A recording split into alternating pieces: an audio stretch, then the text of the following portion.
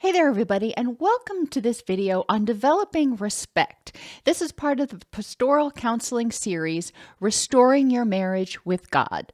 I'm your host, Dr. Elise Snipes. What is respect?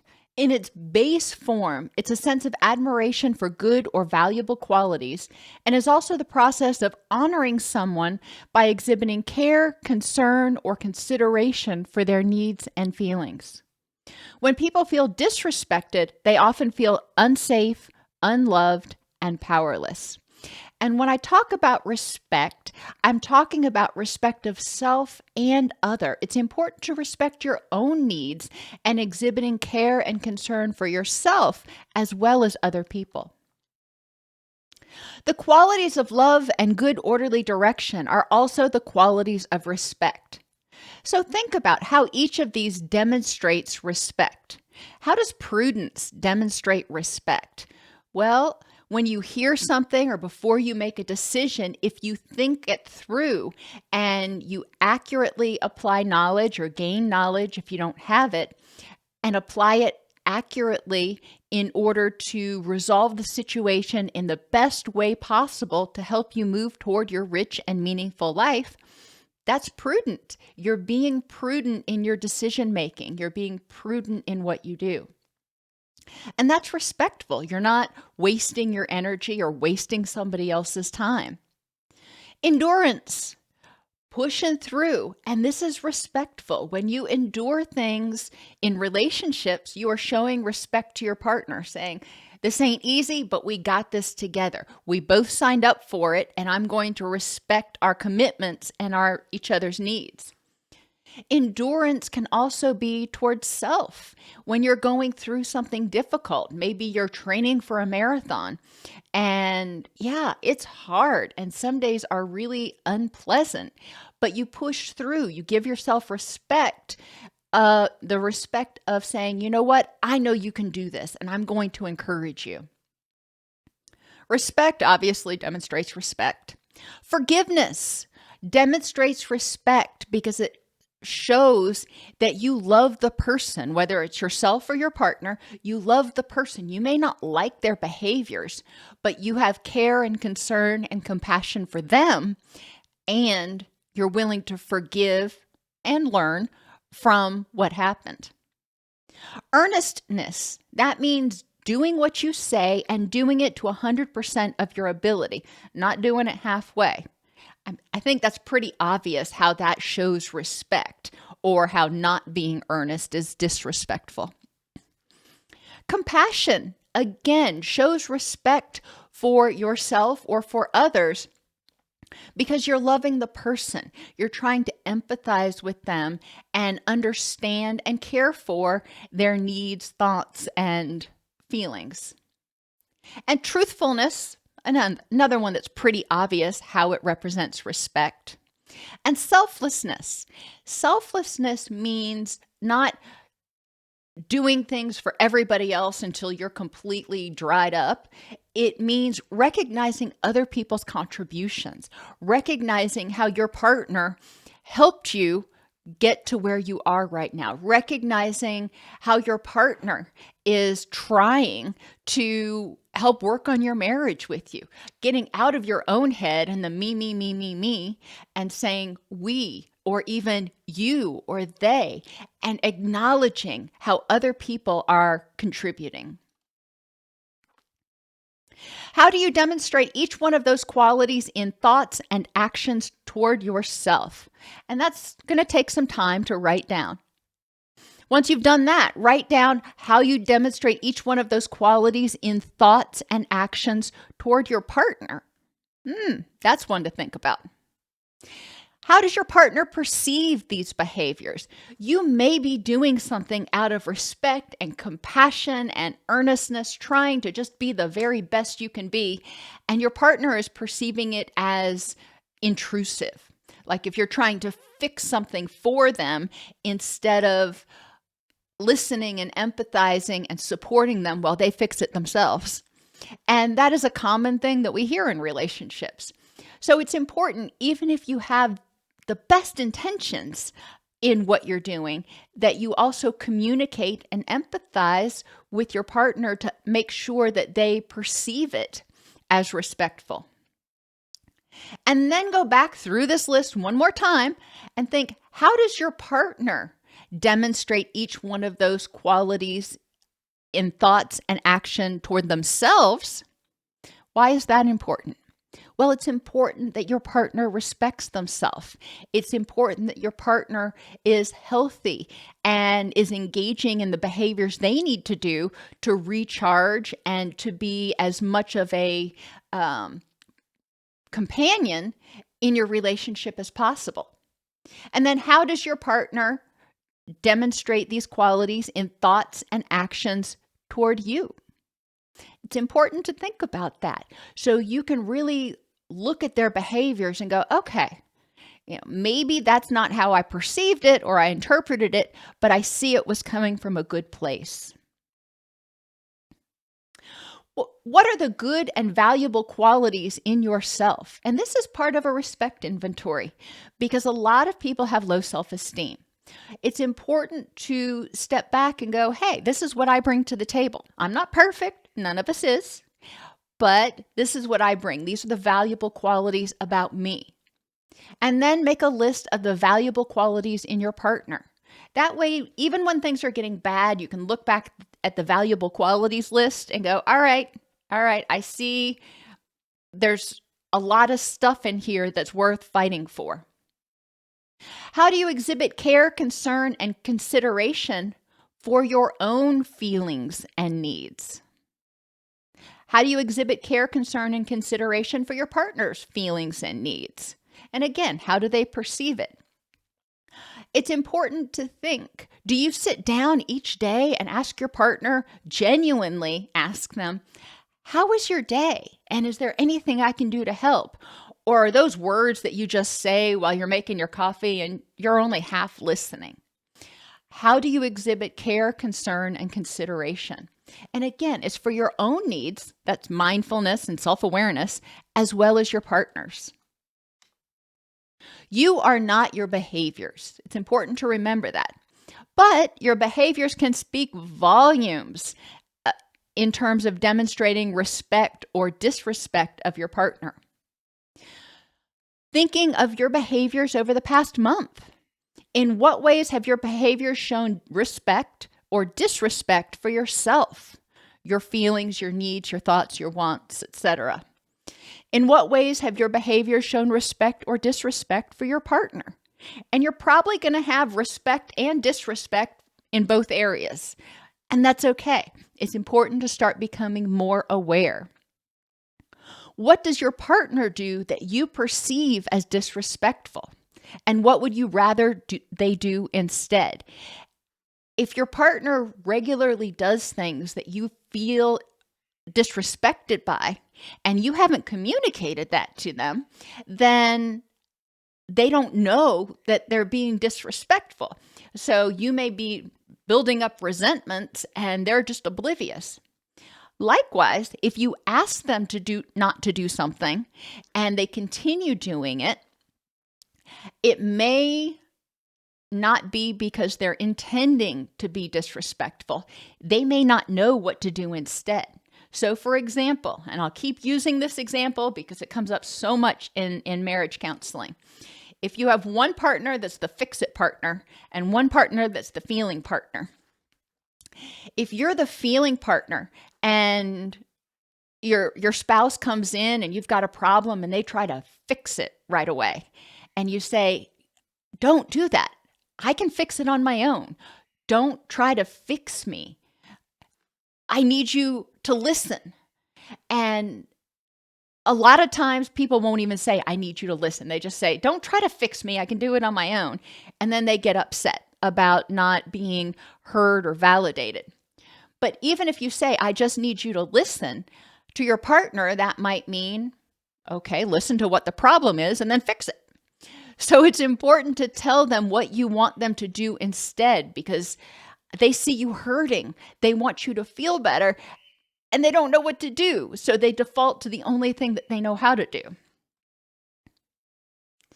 In the Bible, the stories of disrespect often stand out much more than the stories of respect, which seems to have gone often to be assumed in the relationships. If things were working well, we're assuming they were respecting each other. But there are a few examples, and I'm sure there's more that I don't have here, of respect. Joseph demonstrated immense respect for his brothers. I know, they sold him into slavery, and then they come back around later, and Joseph welcomes them with open arms. He said, I don't like what you did. I don't like your behaviors, but you know what? I love you, and you're my family, and I'm going to help you survive this famine. Jethro and Moses. Jethro was Moses' father-in-law and saw that Moses was disrespecting himself by not taking care of himself. He was the judge and jury for every single Israelite, and it was exhausting, and he was getting burned out. And Jethro, out of respect for Moses, said, you know what? I care about you, and I see that you're struggling right now. How about if you do this? How about if you appoint some judges under you so you can be the Supreme Court and they can be the Circuit Court? Obviously didn't say that exactly. Ruth and Naomi is another great example of how there were trials and challenges, and they didn't need to stay together, but they chose to, out of respect for one another. Abraham went and rescued his nephew Lot. He showed respect and care and concern for Lot. When they started having arguments between the clans because there were too many people in one area, Abraham said to Lot, you choose. If you want to go that way, I'll go this way. If you want to go this way, I'll go that way. You choose where you want to go. So he was respectful of the fact that, hey, there's just too many people here right now, and we need to spread out some. And I am going to give you the choice. I'm going to give you the respect of letting you choose where you want to go. Jonathan and David. Saul had started pursuing David and trying to kill him at this point. And Jonathan, who was not David's blood brother, but who loved David immensely, showed David respect and helped him hide from Saul and helped him stay safe from Saul. And then Noah. Noah's nakedness story is one of both respect and disrespect. If you remember Noah, after the flood, they had the first harvest, and Noah got drunk on the wine from the grapes, and he fell asleep naked in his tent. One of his young sons came in and saw him naked and thought it was just hilarious and went out and told his brothers, hey, you gotta come see this. So the son that did that was being very disrespectful. The other two sons picked up a tarp or a blanket, I don't remember, and walked backwards into the tent to cover up their father's nakedness. They showed him respect. It's important to examine those stories and the stories that follow in the Bible to understand how respect or disrespect impacted the person and their relationships. Maybe not right away, but eventually. We do see that when you make poor choices, disrespectful choices, there are going to be consequences. You can also try putting yourself in their place. How would you have felt if your son saw you naked and passed out and called all your other children in to gawk at you? That'd probably be pretty enraging. By the time your marriage is falling apart, you probably feel like your partner does not respect you or the union. Unfortunately, most people deal with feeling disrespected by disrespecting. It's a power play. And they may be disrespecting one another through aggression. You feel disrespected, so you start yelling and calling names and just being ugly. You never, you always, blah, blah, blah, blaming. That's not going to help, and it makes both people feel unsafe and uneasy. Passive aggressiveness is when somebody feels disrespected and they're like, all right, you want to do that? Fine. I'm going to do my thing, and you can just deal with it. And that passive aggressiveness is very, very toxic because there's an undercurrent that pervades constantly. I'm going to smile to your face and say, it's fine. It's fine. And then I'm going to go do something that I know you don't want me to do. I'm going to get even, but behind your back. And then passivity is another way of being disrespectful. Often this is being disrespectful to yourself as well as the marriage. When you feel your partner has disrespected you and you don't say anything. Well, you may be going, well, sounds like a grand plan. No arguments. We're good. It's not, because then every time they disrespect you, you start adding to this list of done me wrongs. And maybe you're not keeping a list, but you're piling on the weight of each instance of disrespect, and it starts to feel heavy and oppressive and miserable and hopeless. How are you going to function effectively and respectfully in a marriage when you feel that bad? How can you get out of fight or flight and into your wise mind before you address being disrespected with your spouse? When you feel disrespected, it's perceived as a threat. You don't respect me, that means I'm unsafe. That's a threat. So our natural reaction is to fight or to flee. However, generally, both fighting and fleeing ends up being disrespectful in and of itself. So how can you take a break, take a breath, take a beat, whatever you want to take, and get into your wise mind before you address your partner about what happened and why you felt disrespected? It's important to recognize that someone may not be trying to be disrespectful, that they may simply be ignorant or acting mindlessly. And I don't mean that in a negative way. They may not understand. They may be ignorant, not understanding that what they're doing you perceive as disrespectful. They're just clueless. So it's important to educate them. Once you have communicated and educated, then we move on to a whole other level. But the first step is making sure they understand how their behavior impacts you.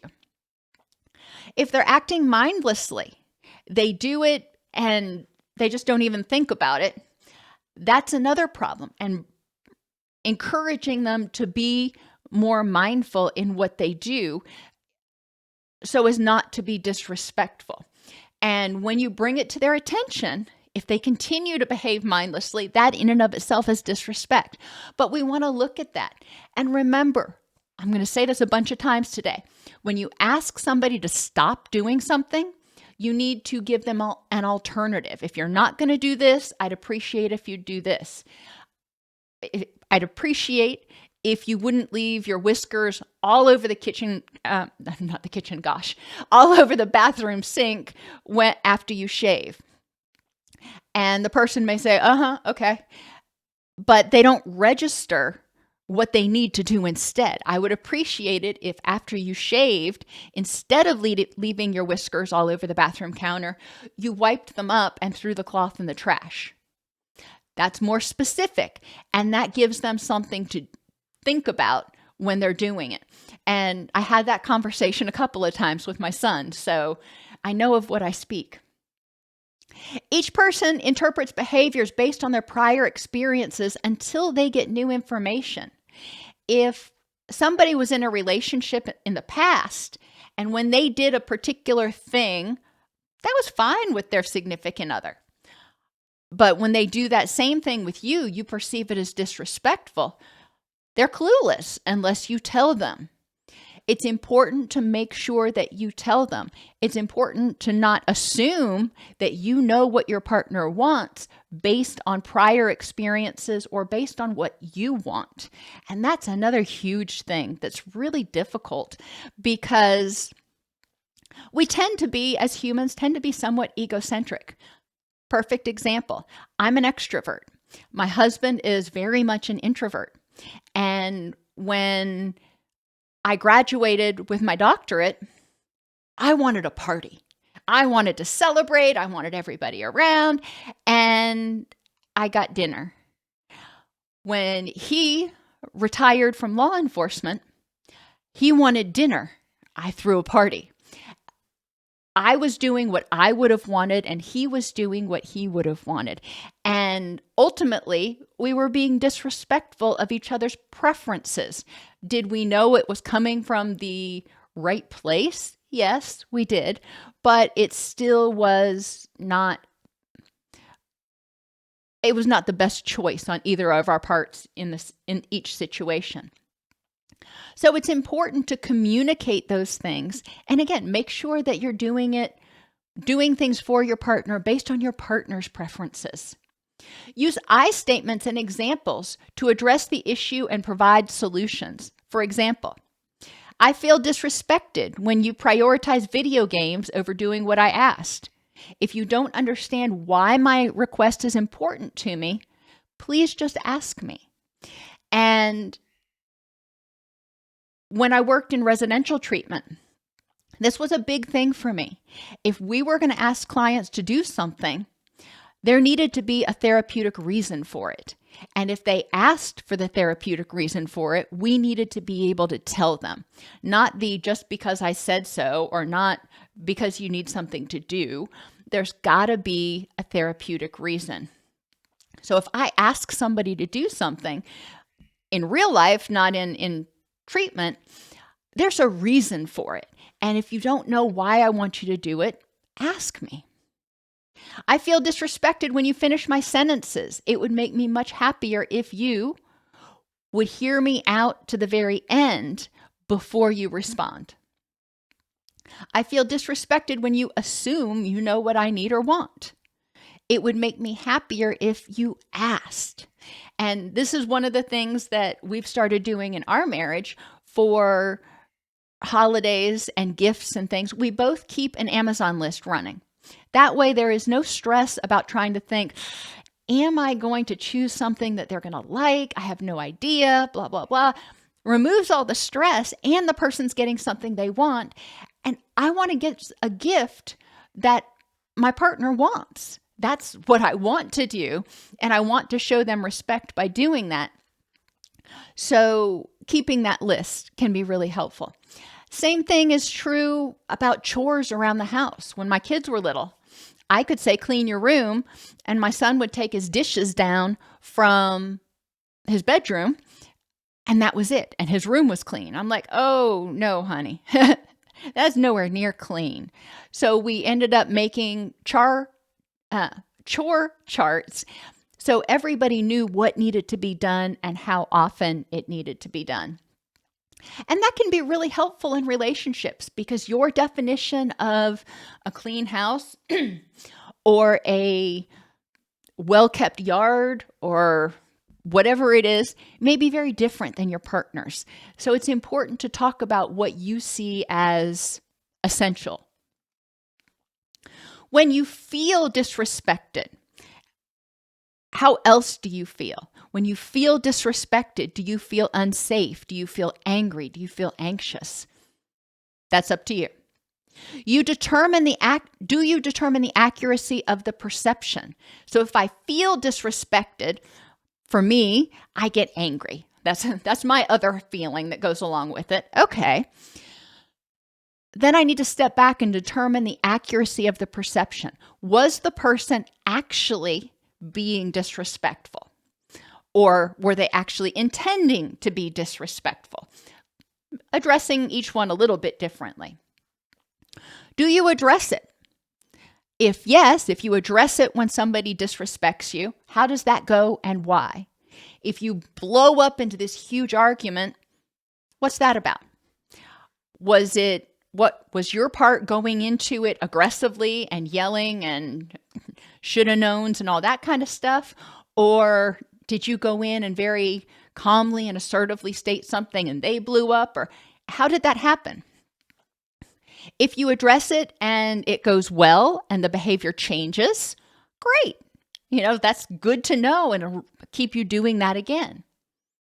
If you address it and it goes well, but then the behavior doesn't change, I wonder what's up with that. And a lot of times, again, it's because the person either doesn't know what to do instead, or doesn't understand the reason for the change, so they're not motivated to make it. As bad as that sounds, that's just the way we're wired to work. And that's something that can be addressed in counseling and in therapy is, okay, you know this is a problem, but you're still not changing your behavior. What's the block? If you don't address it, are you afraid of disrespect? Are you afraid of getting rejected, yelled at, criticized, whatever? Okay. If so, then again, you recognize that that person is being disrespectful on many levels, and they're not really safe right now. So it's important to figure out, how can we address this in a way that I can communicate my needs and thoughts and feelings and be respected? Are you disrespecting yourself? Are you saying, you know what, my thoughts, wants, and needs, they're really not that important. I'm going to shut up. I'm not going to say anything. As I mentioned earlier, you can only tolerate that for so long before you completely disappear under a heap of resentments and unhappiness. Sometimes you may not address every instance of disrespect because it ain't worth it. You're picking your battles. It may be a one-off where your significant other had an important meeting and they were running really late and they ran out the door without even saying goodbye or giving you a kiss. And you're like, the heck? What in the world just happened? But it was a one-off. That's not something that happens every day. And you think about it and determine the accuracy of your perception. Were they being disrespectful, or were they just so focused on this meeting? All right. Not every slight, not every instance of disrespect necessarily has to be addressed, but it's important, if something repeatedly happens, more than twice, that it get addressed, at least in the relationship, so it doesn't continue happening and become a habit or a problem. Whether you address it or don't address it, however it happens, what are the long-term impacts of that choice? So think about some times when you have felt disrespected and you addressed it. What were the long-term impacts? Think of some times that you felt disrespected and you let it go. What were the long-term impacts of that choice? Did you start feeling more resentful or less respected, less loved? How did it impact you? Each person must develop a healthy respect for self and other. Respecting ourselves and others as individuals with different talents and quirks is essential. If you've read the book, The 7 Habits of Highly Effective People, Covey talks about seek first to understand, then to be understood, but he also talks about synergizing. We are not all kings. We are not all cops. We are not all carpenters. We all have a different role and function to make our community go. We all have a different role and function in our family, and that's okay. And we all have our unique ways of doing it. In Ephesians 4:16, from whom the whole body, joined and held together by every joint with which it is equipped, when each part is working properly, makes the body grow so that it builds itself up in love. And think of your marriage as that body, a little tiny body, but a body. And think about your marriage and what part do you serve? What part or function do you have in that body? And what function does your partner have in that body? And how do you work together to build itself up in love? We also need to have respect for boundaries for ourselves and for other people. Physical boundaries, that is my physical self, my safety, how close you stand to me, whether you touch me or not. Those are physical boundaries. Interpersonal boundaries, how we treat one another and how we expect to be treated. Emotional boundaries, how I feel. Cognitive boundaries, what I think. Environmental boundaries, my stuff, Stay out of my stuff. Keep your hands off my diary. Stay out of my stuff. And spiritual boundaries. Why are each of these boundaries important when you love someone? Think about each one of those boundaries and how when somebody disrespects that, it makes you feel unsafe. When somebody disrespects your cognitive boundaries and says, you know what, you're wrong in what you think, and I'm going to tell you why you're wrong, and you will think the way I think. Gosh, that's aggressive, and all kinds of unsafe feelings come out of that. Or even when they violate your environmental boundaries. Kids go through this a lot when they're young, and one sibling goes into another sibling's closet or reads another sibling's diary, and that causes a sense of violation. It's a disrespect. How does respecting your own boundaries help you feel safer? That means respecting your own boundaries. I don't like for perfect strangers to come up and hug me. It's just doesn't make me feel comfortable. That's my personal physical boundary. When I respect that boundary and I say, you know what? I'm just not a hugger. I feel safer. I feel more empowered. And I'm not insulting the person. I'm saying it's not you, it's me. But I'm not a hugger. So I am respecting my personal boundary, physical boundary. When I have a certain feeling about something and my husband doesn't agree, that's okay. I don't change my feelings because he disagrees with me, because they're my feelings. I respect my own boundaries. How does respecting your partner's boundaries help them feel safer? So let's go with cognitions here. If your partner thinks something differently than you, and you may have one person in a house that's a Republican and one person in a house that's a Democrat, you're going to have different points of view on a lot of things, probably. And respecting your partner's boundaries means saying, I hear you, and you have every right to your point of view. I disagree. That's not my point of view, but I respect your right to have your own thoughts. Why might respecting your partner's boundaries cause you anger or anxiety? Anger and anxiety are feelings that result from perceiving that there's a threat. So respecting your partner's boundaries may mean turning over some control. You're not going through their stuff. You're not reading their text messages. You're not doing things to, quote, make sure they're not cheating. And if they are unwilling to be 100% open and transparent because they want some semblance of privacy, you may start feeling suspicious and anxious that, oh, they must be hiding something. Well, you have no facts to back that up. You're just assuming. But that does start causing anxiety. You start feeling out of control or less powerful in your relationship, less secure in your relationship. So think about those boundaries that you respect as well as the ones that you sometimes disrespect, and think about why respecting your partner's boundaries may cause you to feel threatened, and how can you address it? Each person must develop a healthy respect for self and others' physical boundaries, taking care of their bodies and respecting other people's. In 1 Corinthians 10:31, so whether you eat or drink or whatever you do, do it all to the glory of God.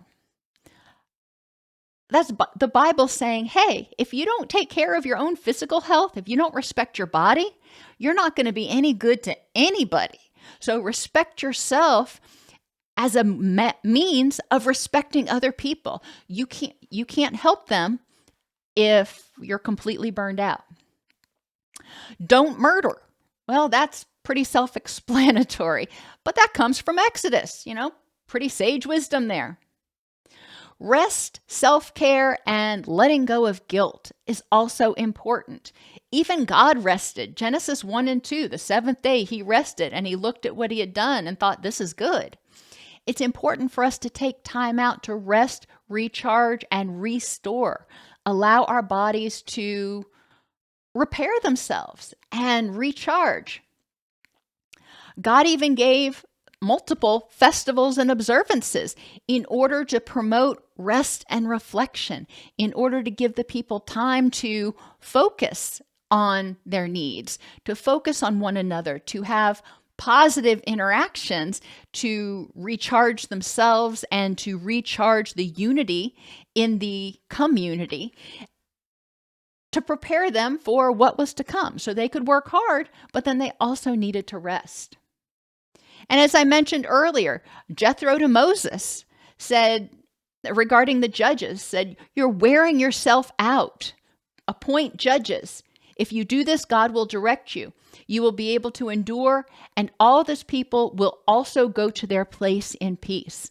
So if you do this, then you're going to prevent yourself from getting burned out, and you're going to be able to continue to promote peace and the journey to the promised land. How do you disrespect your physical boundaries of health, rest, energy, nutrition, or safety? How do you disrespect your partner's physical boundaries? One of the ways we see in marriages a lot of times is on that rest and energy thing, where one partner will say, "Well, you're tired. I know you're tired, but I need you to do this anyway." And when maybe it didn't really need to be done. So respecting your partner's physical boundaries and capabilities so they don't get burned out and worn down. Thinking of those things, what will you start doing differently today? Each person must develop a healthy respect for self and others' interpersonal boundaries, their relationships. In Leviticus 19:11, it says, "You shall not steal, you shall not deal falsely, and you shall not lie to one another." Matthew 7:12, "Do unto others as you want them to do unto you." Matthew 15:11, "It's not what goes into one's mouth that defiles a person, but what comes out of it." And in this one, they're really talking about what comes out of your mouth can be so hateful, so vindictive, that and so disrespectful that it defiles the person. And it's important to remember this, that we respect one another in what we say. In everything that comes out of our mouth, we show respect. That we treat other people like we want to be treated. Or even better, we treat other people like we treat our dog. And then Job. Job is what I call a negative example, because Job was being tested by the devil, and he was experiencing all these hardships. And Job was like, "I'm blameless. I didn't do anything. I don't know why this is happening." And I'm going to lament that for a while, but I didn't do anything. And Job's friends and even his wife were going, "You must have done something.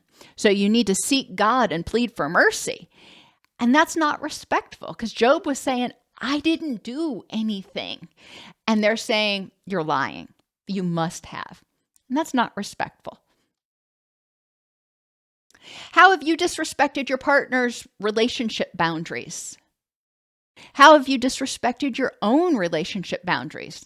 How have you talked to yourself in a way or treated yourself in a way that you wouldn't treat anybody else? How has your partner disrespected your relationship boundaries by lying or manipulating, being hateful in speech, not doing unto them, being a hypocrite, or mind reading, assuming, jumping to conclusions, and not respecting, not communicating with you about what you wanted or needed? Matthew 7:1-5, and I broke this down into 4 different segments. "Judge not that you not be judged." So let's just stop right there. It's not our place to judge other people's behavior, to say what they did was right or wrong. We can say how it made us feel and what our perception is, but it's not for us to judge them. "For with the judgment you pronounce, you will be judged, and with the measure you use, it will be measured to you." I think of the Lord's Prayer, where it says, "Forgive us our trespasses as we forgive those who have trespassed against us." So if you aren't very forgiving, then you better not be expecting forgiveness in return, because you're saying, forgive us the way we forgive others. You're writing your own story there. Back to Matthew 7, though. Why do you see the speck that's in your brother's eye, but don't notice the log that's in your own eye? How much easier is it to criticize your partner or somebody else than to take a hard look at yourself and say, you know what? I had a part in that, or maybe I need to change.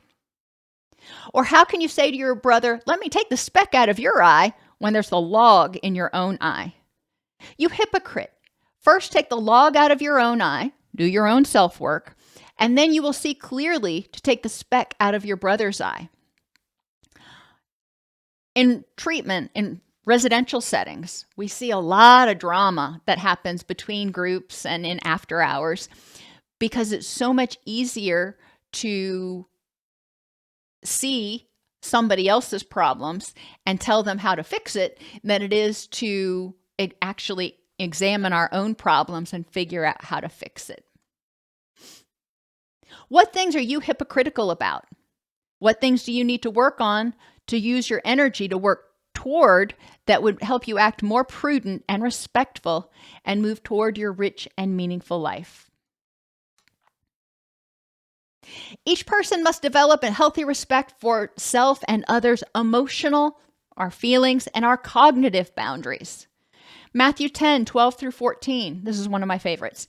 As you enter the home, give it your greeting. If the home is deserving, let your peace rest on it. If not, let your peace return to you. If anyone will not welcome you or listen to your words, leave that home or town and shake the dust off your feet. Now, this doesn't mean if your partner doesn't agree with you all the time that you just need to break up. That's not what it means, or at least not as we're using it here. But what we can take from this is you give it your greeting, you give respect. And if the person is deserving, then and accepting of that respect, then you will feel welcome in that house. And if you don't feel welcome, if they don't agree with you on things that you have to say, it's not about you. Don't take it personally. Let your peace return to you and say, okay, well, that's mine. And you can have your own feelings and thoughts. James 1, 19 through 20. Know this, my beloved brothers. Let every person be quick to hear, slow to speak, and slow to anger. For the anger of man does not produce the righteousness of God. I think every marriage should have this. Every couple should have this in a prominent place in their household. Because so often we are not listening. We're not quick to hear anything. We hear part of it and then we start formulating our own response. Or our partner starts to say something and we know where they're going with it and we just cut them off. So we don't hear. And that's the first thing. We need to be quick to hear not only the words that are said, but what is meant by those words. Make sure I understand exactly what you're communicating. Slow to speak. So I'm going to hear, I'm going to make sure I understand before I start putting my own 2 cents in. And slow to anger. Not taking everything personally, but stepping back and saying, okay, is there a threat here?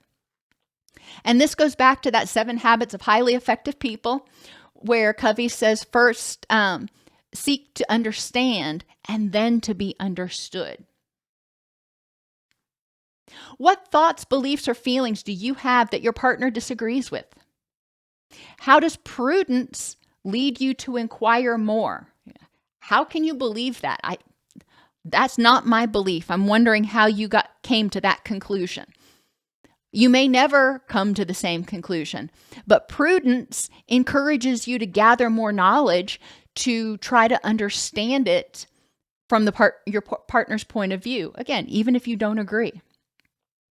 How does endurance help you be quick to hear and slow to anger?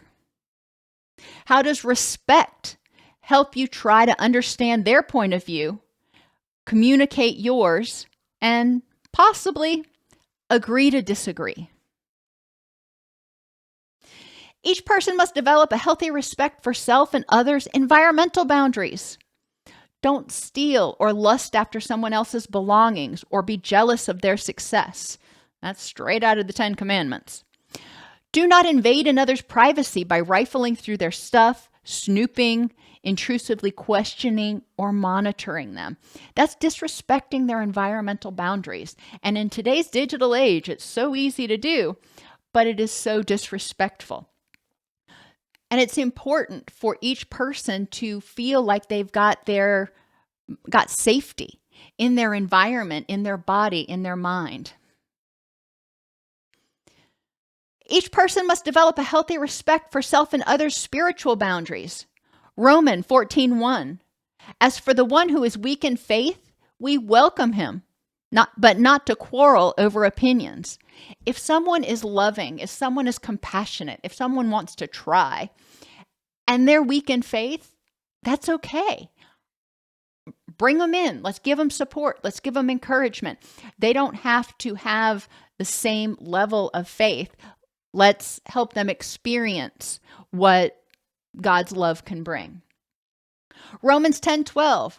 There is no distinction between Jew and Greek, for the same Lord is Lord of all, bestowing his riches on all who call on him. And our spiritual boundaries revolve around what we believe in our heart, what we have faith in, whether we believe in a higher power, our sense of connection. And you and your partner may not agree on all the same things. You may be from two different religious backgrounds. You may be from two different cultural backgrounds, and you see things somewhat differently. But Romans says we're not making a distinction now. The same Lord is the Lord of all, and respecting one another's beliefs and boundaries is important in a relationship, and honoring them, but respecting your own. If my partner is atheist, for example, he's not, but hypothetically, if he were atheist and I wasn't, then I could believe in God and I could still hold my beliefs. And in a respectful marriage, he would respect my boundaries and respect my beliefs and my spirituality. He wouldn't agree, but he'd allow me, if you will, to have my own beliefs without criticism. And I would allow him to have his own beliefs about spirituality without criticism. I'm not going to take on his, and he probably won't take on mine, and that's okay. And that's one of the things that the Israelites had a really hard time with in the Old Testament, because when they would interface with other cultures, they would often start adopting aspects of other cultures' relationships. And in that way, they were failing to respect their own boundaries. So it's important, especially if you're in a marriage with somebody who doesn't share all the same spiritual beliefs, that you guard your boundaries and carefully choose how to proceed. 2 Corinthians 6:14-18. Do not be unequally yoked with unbelievers. For what partnership has righteousness with lawlessness? Or what fellowship has light with darkness? Now, I think this is interesting. And in Romans, they're talking about there's no distinction between the Jew and the Greek, whereas they had different religions. And here, Corinthians is saying, don't be unequally yoked with unbelievers and lawlessness. There are really kind people who actually follow good, orderly direction, but may not believe in your God, may not believe in God the Father, may not have the same spiritual beliefs that you do. And you may end up in a relationship with them. Corinthians isn't saying, well, that just can't be happening. Ideally, you're in a relationship with somebody who is at least a believer, maybe not as strongly. But if you're not, again, recognizing righteousness is important. Not every unbeliever is lawless. Many unbelievers are very righteous. A few more respect-building activities. Create an appreciation tree, like a little Christmas tree, and you hang ornaments on it and write on the ornaments something you appreciate about your partner. or an envelope if you don't want to be quite as out there about it. And each day, or at least once a week, you put something in there that you respect about your partner. And you also keep a list for yourself about things that you respect about yourself. And this is important to build self-esteem and self-awareness, in addition to helping you grow together in your relationship. You can also have a disrespect list of self and other, identifying times when you felt disrespected or when you've disrespected yourself, and addressing those things. Don't just let the list build up. That's not what it's for. But have a list that you start working through to identify when you do this, I feel disrespected. Okay, I'm going to do this instead. And you can start working through that list slowly but surely. One client I worked with actually preferred to do it on index cards, and each disrespect was its own card, and they would work on one card per week. Give credit where credit is due. When you have an issue, when you feel disrespected, say what you mean objectively. When you're asking somebody to do something, even before there's disrespect, make sure you've communicated objectively. I gave you the example of my son cleaning his room. To this very day, if I say, son, clean your room, he will do his version of clean, and that's not what I'm wanting or thinking of. So it's important for me to say, I need you to clean your room. I need you to change your bed sheets and pick up everything and put it in its place and bring your laundry down. Accept your part in things. And in treatment, a lot of times I call this the 3-finger rule. When you're blaming somebody else for something, you have 2 fingers pointing at them and 3 fingers pointing back at you. So what part did you play in this? Did you fail to communicate your needs? Did you project your baggage or your assumptions onto them? Did you make a mistake that contributed to it? Or were you not listening to or effectively meeting their needs, which caused them to feel disrespected, and then they disrespected you, and it started this whole thing? Finally, and I know we went over this in prudence, but think before you speak. Not everything needs to be said. Make sure if you have to say something, it's truthful. Before you say something, make sure you say it in a way that's helpful and inspiring, encouraging. Make sure it's necessary to be said. If I don't say this, is there going to be a problem? And if the answer is no, then maybe it just doesn't need to be said. But if you do decide that it's necessary to say it as kindly and helpfully and inspirationally as possible.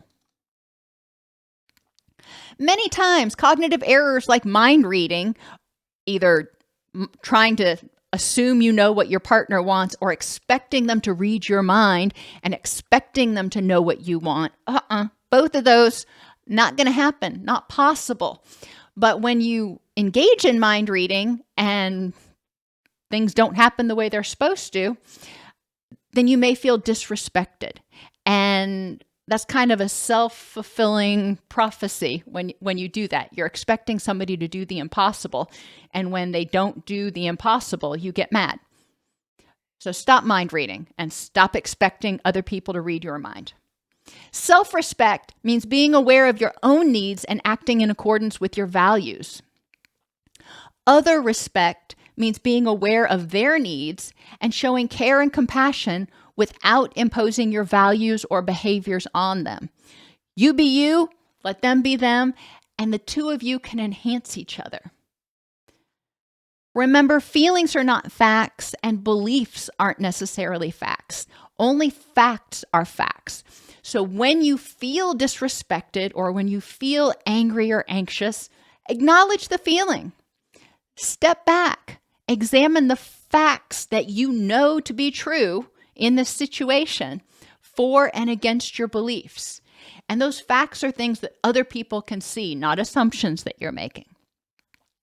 I hope this has helped you kind of start thinking a little bit more about how respect can play an important part in healing your marriage.